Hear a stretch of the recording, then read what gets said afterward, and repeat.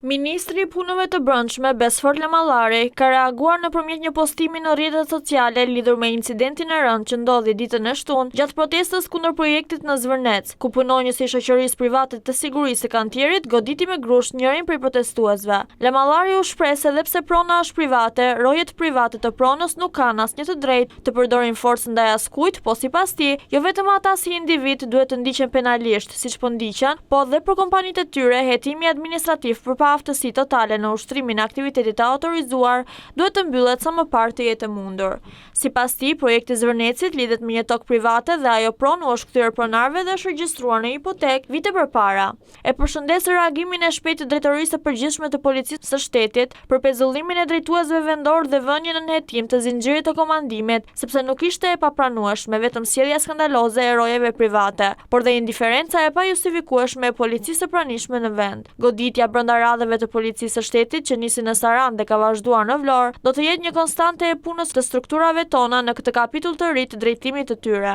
Uniformat blu janë dhe duhet të jenë në çdo rast garante të rendit ligjor ku mbrojtja e pronës publike apo private janë një pjesë thelbësore. Por po ashtu, ato duhet të garantojnë edhe pacënueshmërinë e besimit të qytetarëve tek uniforma e policisë. Prandaj çdo devijim nga këto parime do të goditet përmes bashkëpunimit të ngushtë me strukturave drejtuese të policisë dhe të agjencisë së mbikëqyrjes policore, shkroi Lamallari në postim.